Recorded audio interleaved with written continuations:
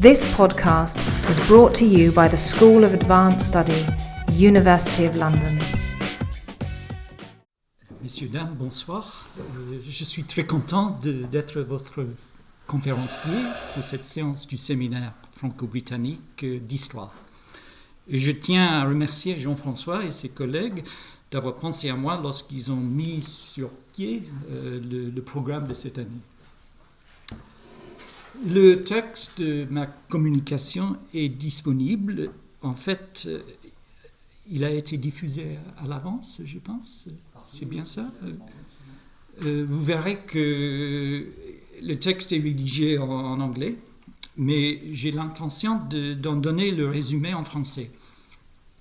Si par hasard, quelques-uns d'entre vous n'ont pas eu l'occasion de consulter cette version anglaise, qui est une version plus étoffée, j'ai amené avec moi quelques exemplaires sur papier que l'on pourrait faire circuler. Je n'ai que 3 malheureusement, mais on pourrait quand même les circuler pour ceux qui n'ont pas eu l'occasion de voir le texte sur l'Internet.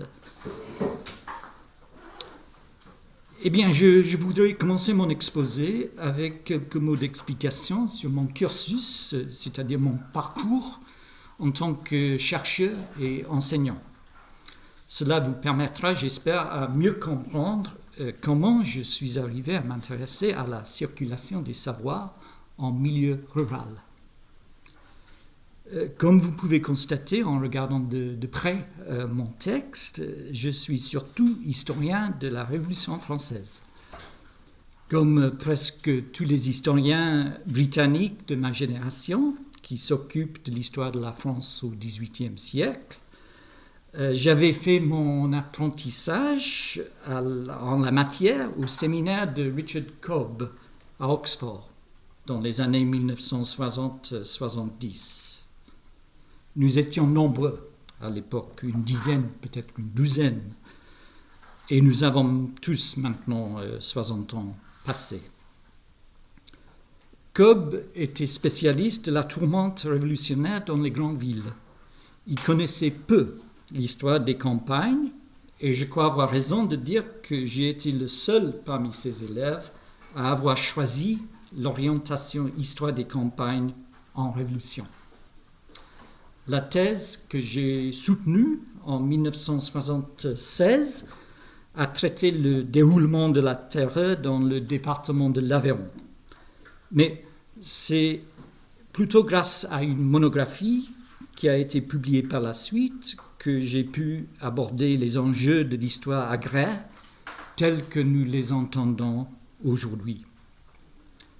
Cette monographie, qui englobe toute la partie sud du Massif central, pose la question comment interpréter, comment comprendre les comportements des campagnards face à la nouveauté qu'a symbolisée l'urne électorale, autrement dit face à la démocratie politique en France qui date bien entendu de la fin du XVIIIe, début XIXe siècle.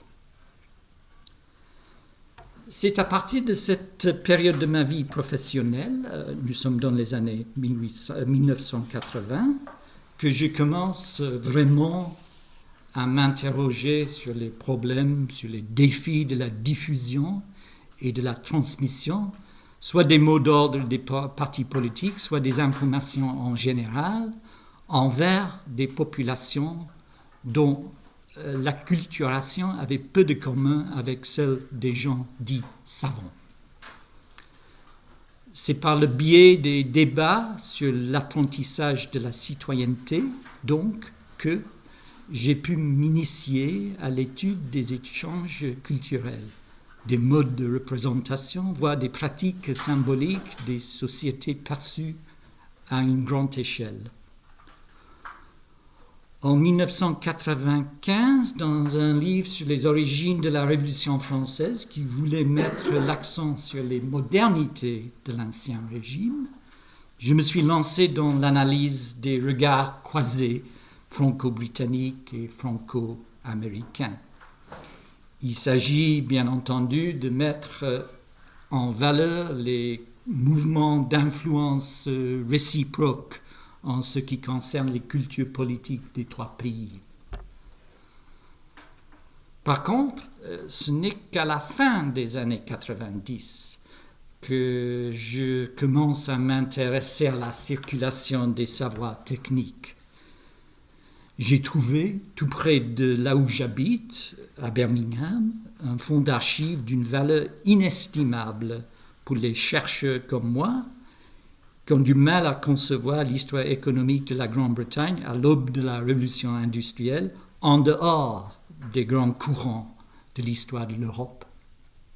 Il s'agit des papiers de l'entreprise Boulton et Watt, l'entreprise qui a mis au point et fabriqué en série la machine à vapeur améliorée dite de Watt, qu'on a diffusée partout dans le monde par la suite. Il faut préciser que les papiers de la famille James Watt sont une acquisition toute récente. Ils n'ont entré dans la bibliothèque municipale de la ville de Birmingham qu'en 1993-94. C'est surtout grâce aux cartons de correspondance de Watt et de Boulton que j'ai pu prendre en compte les possibilités de cette archive énorme pour tous ceux qui s'intéressent au savoir technique et les modes de transmission. C'est une archive immense en fait. Uniquement sur le plan correspondance, on a 20 000 lettres d'avant 1820. C'est une archive absolument hors de pareil, effectivement. Industriel, mais aussi savant, Matthew Boulton et James Watt, père et fils, faisaient partie de ce réseau de sociabilité scientifique qui fonctionnait dans toute l'Europe au tournant du siècle. Ils furent membres de la Royal Society de Londres et sur le plan local, ils étaient les animateurs avec le docteur Joseph Priestley de la Lunar Society qui rassemblait les savants les plus en vue des West Midlands. Il est vrai qu'à cette époque, j'avais comme collègue à l'université de Birmingham le professeur John Harris, qui était grand spécialiste dans l'histoire des techniques et qui était en train de terminer à cette époque-là un gros livre sur les transferts de technologie entre la France et la Grande-Bretagne. C'est lui qui m'a signalé les travaux de Maxime Berg de l'université de Warwick sur les produits de luxe et de Populux. Et si je me rappelle bien, c'est Maxime qui m'a mis en contact avec le professeur Liliane Pérez et son équipe au CNAM. Comme j'explique dans mon texte, la monographie sur Birmingham et sur la manufacture de Soho entre 1760 et 1820, que j'ai pu sortir au bout de 10 ans de travail, de recherche assez ponctuelle, il faut dire, aux archives municipales. Ce travail avec plusieurs volets que j'avais rassemblés autour du thème Industrial Enlightenment. Mais ce n'était pas dans les papiers d'affaires, c'était en fouillant dans les letterbooks et dans les cartons de correspondance privée des familles Boulton et Watt que j'ai pu trouver les plus grandes richesses, surtout en ce qui concerne la circulation des connaissances utiles, autrement dit, la useful knowledge à l'époque des Lumières. Ce qui m'avait frappé en particulier, c'est la formidable influence de la culture, entre guillemets. L'influence de la culture dans toute entreprise de transfert ou de circulation d'une technologie quelconque. J'entends le mot culture dans un sens très large qui comprend l'emprise des institutions, l'esprit des élites en place, les ressources du savoir-faire en milieu artisanal, les possibilités du marché, les exigences politiques à un moment donné, etc., etc. Un sens très large. Donc, le livre sur la Industrial Enlightenment à Birmingham et aux alentours n'avait rien de spécial, rien d'original. Je voulais simplement vérifier ou non les hypothèses de Margaret Jacob et de Joël Mokyr et le semblable sur la portée de ce qu'on appelle en anglais la knowledge economy. La portée, c'est-à-dire de la knowledge economy du XVIIIe siècle en particulier. C'était une étude de cas, donc. Pourtant, le livre a suscité un débat qui continue à l'heure actuelle. En particulier, il continue chez les Chinois et surtout chez les Coréens du Sud, c'est-à-dire dans les pays en pleine voie de développement qui attachent beaucoup d'importance au savoir technique dans les enjeux économiques. En fait, le livre est en chinois maintenant aussi. Eh bien, ce débat continu entre spécialistes de l'histoire des techniques m'a incité à élargir mon champ de recherche. En fait, j'ai entamé, il y a 6 ans environ, un nouveau projet sur ce que j'appelle la Agricultural Enlightenment, un projet qui vise presque tous les pays de l'Europe, n'ayant pas une attache géographique fixe, comme disait Jean-François. Fini donc cette petite entrée en matière, je me tourne maintenant au thème de notre séminaire ce soir, à commencer avec le premier point de mon exposé. C'est quoi les Lumières agricoles? Mon point de départ se situe dans l'observation de Joël Mokyr qui signale que, je vous donne la phrase en anglais, "The beginnings of modern economic growth depended a great deal on what people knew and believed and how those beliefs affected their economic behavior." Fin de citation. Je tire cette citation de son livre publié il y a 5 ou 6 ans qui porte le titre évocateur The Enlightened Economy, An Economic History of Britain, 1750-1850. C'est sa façon, si vous voulez, de nous mettre en garde contre une vision trop économiste de la croissance, qui part de données chiffrées sur le PIB, données qui n'existent pas ou à peine pour la période d'avant 1850. Au contraire, en tant qu'historien, il nous invite à découvrir, si possible, les choses que les gens savaient au XVIIIe siècle et au début du XIXe siècle, sur l'hypothèse que les savoirs et plus largement la culture des gens sont des facteurs qui ont un effet direct sur leur comportement économique.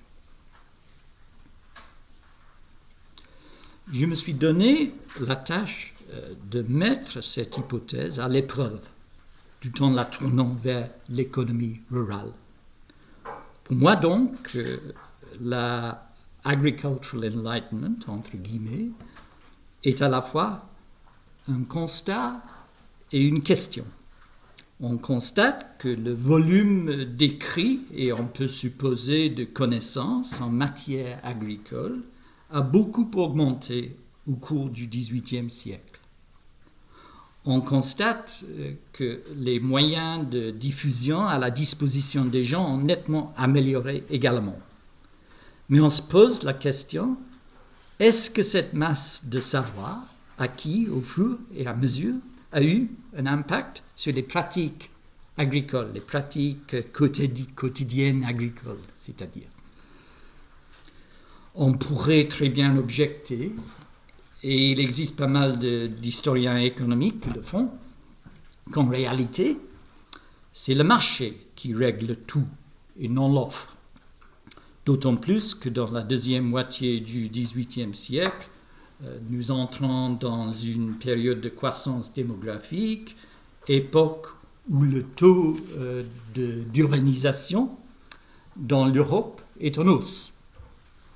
C'est un jugement à nuancer, à mon avis, mais je vous invite à consulter mon texte sur ce problème.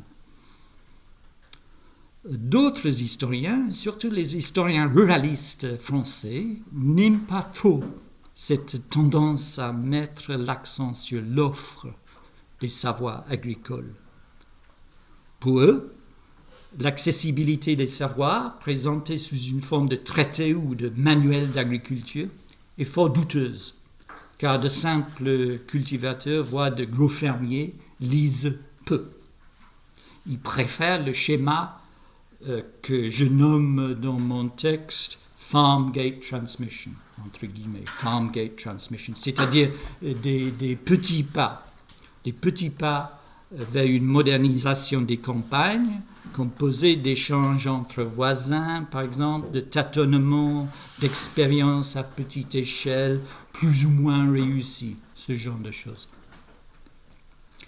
Il s'agit là de critiques pour la thèse Agricultural Enlightenment, que je ne récuse pas, comme vous verrez dans mon texte rédigé en anglais. Tout en insistant qu'il faut prendre au sérieux la circulation, je dirais même l'immense brassage des savoirs écrits sur l'agriculture et sur l'élevage vers la fin du XVIIIe siècle, je ne nie pas que le marché, dans tous ses aspects, ait joué un certain rôle. En plus, ma formation d'historien des campagnes à l'époque révolutionnaire m'oblige à admettre la pertinence de tous ces petits pas qui ont sûrement contribué à modifier des comportements. Eh bien, pour le meilleur ou pour le pire, le projet est maintenant terminé. Et je suis en train de faire les dernières retouches, pour ainsi dire, avant de livrer mon manuscrit à l'Oxford University Press, en fait. Dans le temps qui me reste, donc, je voudrais simplement résumer les grandes lignes de l'enquête que j'ai menée. Dans le premier chapitre, j'évoque les nouveaux discours sur l'économie qui entrent en scène à peu près au moment où les monarques et les classes dominantes des pays de l'Europe prennent conscience de l'économie rurale comme source de richesse, c'est-à-dire au lendemain de la guerre de 7 ans, vers 1760 donc. Bien entendu, il est question de la ökonomische Aufklärung, chère à nos collègues allemands. Et dans ce chapitre, je passe en revue la kamerale Wissenschaft, y compris la statistique, la physiocratie, l'économie politique et l'agronomie. Je m'attarde sur les deux derniers savoirs, car la pensée de Smith, de Ricardo et de Say est fortement impliquée dans le processus de modernisation agricole au XIXe siècle. Quant à l'ensemble de savoirs plutôt pratiques que l'on se plaise à dénommer agronomie, entre guillemets, à partir des années 1760, ils vont se constituer en véritables sciences de l'État, presque partout en Europe, pendant la première moitié du XIXe siècle. Passons maintenant au deuxième chapitre de mon livre, où je m'attache à découvrir l'impact des institutions sur l'évolution de l'agriculture et de l'économie rurale.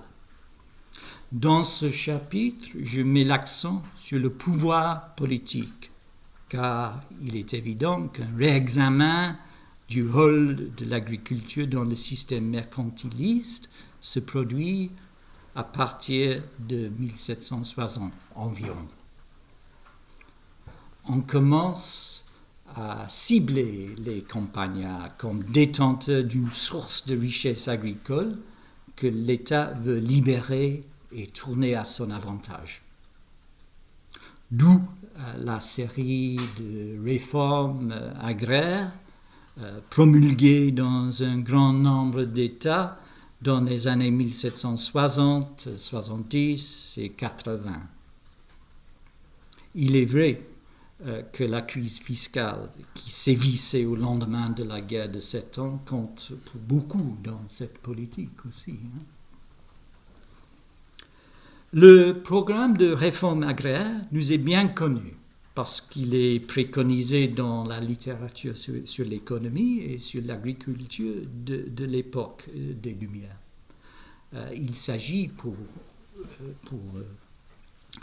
vous donner une idée, il s'agit de défricher l'inculte et les communaux, de modifier les assolements, d'abolir la jachère, de généraliser les prairies artificielles, de réduire le parcours et la vaine pâture, de donner aux propriétaires la liberté de clore les héritages, de développer le chaulage, il comprend le drainage des prairies naturelles, l'assèchement des marais et ainsi de suite.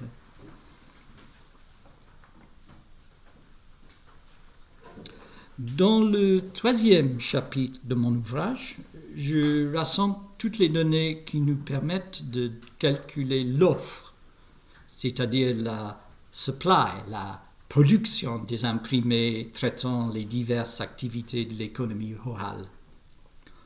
On constate un pic dans la graphique de l'édition aux alentours de 1760-70 et ce pic paraît valable partout en Europe, que l'on regarde les chiffres pour la France, pour l'Angleterre ou bien pour la Suède.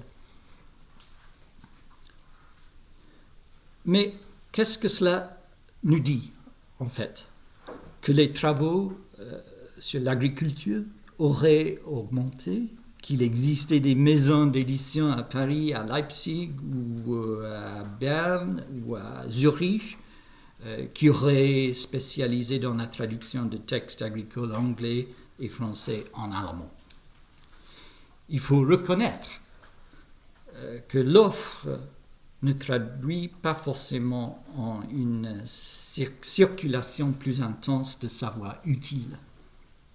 Et de toute façon, il est évident que l'on pourrait classer une partie importante de l'édition agricole de cette période là, sous la rubrique belles lettres. Ce n'est pas un enseignement pratique de l'agriculture qu'il s'agit. Ceci dit, j'essaie dans le chapitre suivant, le chapitre 4, d'identifier les circuits de la diffusion et les porteurs de connaissances utiles. Ce que j'appelle dans mon livre les agents et les instigateurs des Lumières agricoles. J'évoque par exemple les voyageurs agronomes tels que Arthur Young, qui nous a laissé plusieurs volumes de tours consacrés à l'Angleterre, à l'Irlande, à la France et à la Catalogne. J'évoque aussi la contribution des sociétés libres d'agriculture, organismes que l'on trouve un peu partout en Europe à partir des années 1760. Et j'essaie aussi de cerner le rôle relais joué par certains groupes, notamment les improving landlords, comme on dit en anglais, les land managers, stewards, autrement dit les régisseurs, les fattories, aussi les gros fermiers, le rôle qu'ils auraient pu jouer, et bien entendu le rôle du clergé paroissial. Les traces des improving landlords et de leurs tenanciers apparaissent surtout en Écosse, parce que En Écosse, ces improving landlords, ils semblent avoir déclenché d'une manière presque autonome une véritable révolution agricole dans la dernière décennie du siècle. Dans le bassin parisien, par contre, j'ai l'impression que les novateurs furent les gros fermiers entreprenants, tels que Victor Hiva de Maison-Alfort ou bien François Chartier du Plessis-Gassot. Il y a tout un livre là-dessus, n'est-ce pas? En Alsace et dans les pays scandinaves, il est probable que le clergé luthérien ait joué un rôle phare de novateur et de propagateur, car c'est eux qui achètent les manuels d'agriculture et font en sorte de les diffuser par l'intermédiaire des pratiques collectives de la vie paroissiale. En compulsant les sources qui touchent à la circulation des savoirs, on arrive enfin à comprendre quelques-uns des mécanismes. Une motivation très importante, à mon avis, qui ressort en fait de mon enquête, c'est ce qu'on appelle à l'époque l'émulation. Une espèce de concurrence bénéfique, entre guillemets, qui incite à la perfection des techniques. Et dans mon texte, je cite le cas d'un improving landlord assez bien connu, le marquis de Turbie, qui voulait améliorer ses terres d'Anjou. Pour encourager ses fermiers, ses métayers, il a recours au système d'émulation. Le plus performant d'entre eux recevait de la main du propriétaire, je cite, une médaille en argent de la grandeur et pesanteur d'un écu de 6 livres, qu'il était autorisé à porter toute l'année, suspendu à l'aide d'un ruban vert à la boutonnière de son habit. Je tire la citation du compte-rendu de la vie de cet agronome angevin que M. Guillory aîné nous a laissé. Dans mon chapitre numéro 5, je me concentre carrément sur la transmission des techniques, tout en adoptant une définition très large de la technologie. En particulier, je mets l'accent sur la mobilité des ouvriers spécialisés, car il me semble que les travaux sur la circulation des savoirs en milieu rural ont tendance à négliger cet aspect. En agriculture aussi, on trouve dans la deuxième moitié du XVIIIe siècle un mouvement très important d'entrepreneurs, de fermiers, de farm managers ou chefs d'exploitation, de main-d'œuvre qualifiée, des éleveurs, des laboureurs, bouviers, bergers, et bien entendu d'artisans ruraux, forgerons, charrons, laitiers, etc. À l'époque, le débat dans les coulisses du pouvoir et au sein des élites terriennes tourne autour des stratégies de la modernisation agricole. Sur le plan lumière agricole, on raisonne ainsi. Est-ce qu'on pourrait obtenir plus facilement le savoir-faire qui nous manque en faisant venir de l'Angleterre, de l'Écosse, de la Flandre, les chefs d'exploitation, les contremaîtres, les ouvriers qualifiés, ou, au contraire, serait-il plus efficace d'envoyer de jeunes Français, de jeunes Prussiens, de jeunes Danois ou Russes apprendre sur place, à l'étranger, le métier d'agriculture intelligent? On sait qu'en Angleterre, et aussi en Écosse, il existait à cette époque tout un réseau de fermiers, tenant farmers, je veux dire, pas vraiment fermiers, fermiers éclairés qui acceptaient à recevoir des apprentis payants envoyés par exemple de la Russie par le prince Potemkin et l'impératrice Catherine II, ou bien par la Prusse envoyés par les serviteurs du roi Frédéric II.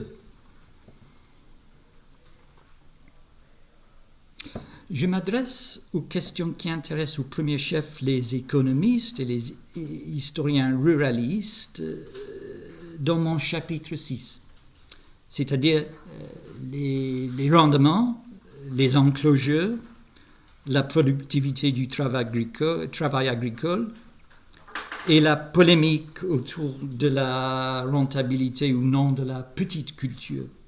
Un grand débat que les physiocrates avaient déclenché dans les années 1760 et qui se poursuit tout au long de la période des Lumières et même après.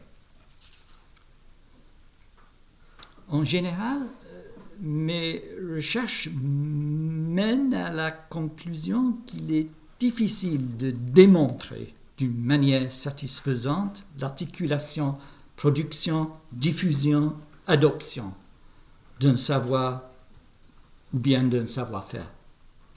Cela vaut pour l'impact supposé de la littérature agricole, bien entendu, mais il s'applique également à la thèse des petits pas vers la modernisation des campagnes. Autrement dit, c'est ce que j'appelle la Farm Gate Transmission. Pourtant, à force d'études de cas très précis, où il existe suffisamment de documents, je pense qu'il est possible de cerner un agricultural enlightenment qui aurait précédé et préparé une véritable révolution agricole. Phénomène que l'on commence à déceler dans des régions les plus favorisées de l'Europe à partir des années 1820 à peu près. C'est le cas de l'Écosse, ou plutôt l'Écosse des Lowlands, où le lien entre savoir, réforme agraire et augmentation des rendements paraît transparent. C'est le cas du Danemark et du sud de la Suède, la province de la Scanie en particulier également. Mais on constate une différence très nette entre l'Écosse et les pays scandinaves. En Écosse, les grands terriens novateurs ont joué le rôle clé, car ils ont donné le mot d'ordre à le tenancier tout en le contraignant de moderniser les exploitations comme condition du bail. C'est ce qu'on appelle la prescriptive lease, que je peux expliquer plus tard si vous voulez. Par contre, au Danemark et dans la Suède, le sud de la Suède, c'est le pouvoir politique qui a pris la relève. Les hauts fonctionnaires de la monarchie absolue dans les deux pays ont patronné les savoirs et ils en ont construit une politique agraire qui transformera les campagnes de fond en comble entre 1780 et 1810 environ.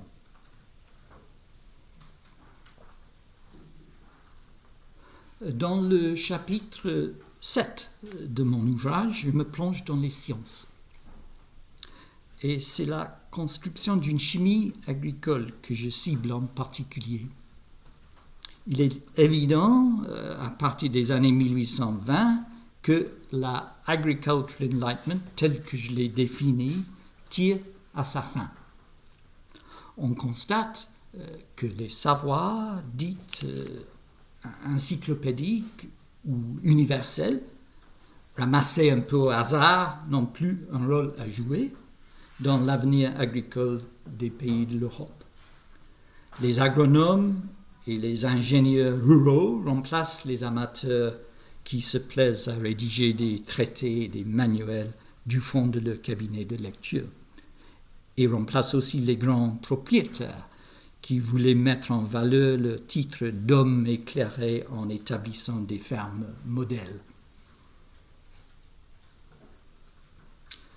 Nous savons, n'est-ce pas, qu'après plusieurs décennies de recherches infructueuses, les chimistes commençaient à faire des progrès dans leurs expériences pour déterminer les sources de la nutrition des plantes, dans les efforts pour déterminer l'origine des maladies fongiques du blé et surtout dans l'analyse des fumiers.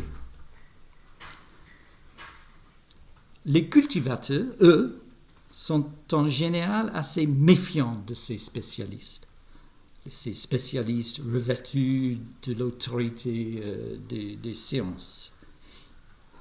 Ils craignent une spoliation, voire une dépossession imminente face au spectre d'un laboratoire de chimie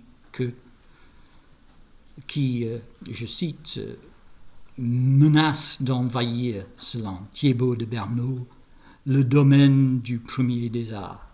Fin de citation. Ces craintes des années 1820 et 1830 sont exagérées, sans doute. Mais la publication en 1840 du livre de Justus Liebig, La chimie organique appliquée à la physiologie végétale et à l'agriculture, semble donner raison aux inquiétudes des sceptiques. Liebig ne s'intéressait pas du tout à l'agriculture comme telle. Il repoussait même l'idée qu'on lui prête qu'il était en train de poser la première pierre d'une discipline qu'on pourrait appeler la chimie agricole. Quant à la circulation des savoirs et l'approche plutôt inductive ou qualitative des savants des Lumières, il lui réservait une attitude négative et méprisante. De même en ce qui concerne la sagesse farm gate des simples cultivateurs. Pour Liebig, je crois que la tacite knowledge, comme on dit, était un non-sens, une absurdité. Dans le dernier chapitre de mon ouvrage, le chapitre 8, je m'attache à étudier les idées des adeptes des Lumières agricoles sur la nature et sur l'environnement. La pratique de la géométrie rurale, pour ainsi dire, est très chère aux hommes de cette génération. Grâce à l'accumulation et la diffusion des savoirs dans tous les domaines, on devient plus optimiste au fur et à mesure qu'avance le siècle. Et par conséquent, le sentiment qu'il serait bientôt possible de dominer la nature s'installe. Et il s'installe un peu partout en Europe et il s'installe en particulier, à mon avis, dans la décennie juste avant la Révolution française. Au niveau de l'économie rurale, ce sentiment s'exprime de deux façons. D'une part, il faut exploiter au maximum les richesses de la terre en bannissant l'inculte, en asséchant les marais, en augmentant les rendements avec une meilleure préparation du sol, etc., etc. De l'autre part, il faut remodeler les paysages afin d'instaurer une agriculture vraiment rationnelle. Mais ce dernier objectif n'est que rarement atteint à cette époque. Le réaménagement du territoire en Angleterre fait partie de la politique des parliamentary enclosures qui commence à peu près en 1760. Mais grâce à des recherches, nous savons que les clôtures dans ce pays datent souvent bien avant, datent souvent du XVIIe voire du XVIe siècle. En France, par contre, la politique de remembrement préconisée par le ministre François de Neufchâteau au tournant du siècle est mort-née. Il faudrait attendre 1941 pour une loi vraiment efficace dans ce domaine. Ce n'est que dans les pays scandinaves que la promesse de la Agricultural Enlightenment est tenue dans tous ces aspects. Dans un temps très court, de 2 ou 3 décennies, les finages sont transformés, les paysans quittent le village pour s'installer sur les blocs de terre plus ou moins géométriques qu'ils entourent par la suite avec des haies et des clôtures par l'ordre du gouvernement. Et les rendements, la grande question des rendements, les rendements augmentent sensiblement par la suite. Ça, c'est clair. Voilà, je termine. Je ne sais pas si j'ai dépassé le temps qui était prévu, non ? Vous verrez que les dates que je vous ai proposées dans le titre de ma communication sont assez floues. Mon livre s'arrête plutôt vers 1840. C'est le moment d'entrée en scène des chimistes, c'est l'époque de la création des toutes premières Agricultural Research Stations, ou fermes expérimentales telles que Rothamsted, tout près de Londres, et de Bechelbronn, en Alsace. En plus, c'est le moment où on commence à mettre en chantier dans plusieurs pays de l'Europe une véritable formation agricole gérée maintenant par l'État. Étant donné que les savoirs dits encyclopédiques n'existent presque plus à cette date, et qu'ils ont été remplacés par des savoirs spécialisés qui se diffusent d'une manière différente, tout à fait différente, je pense que je suis en droit de dire que les lumières agricoles, telles que je les ai définies, ont cessé vers 1840 de jouer un rôle clé. Je vous remercie de votre attention.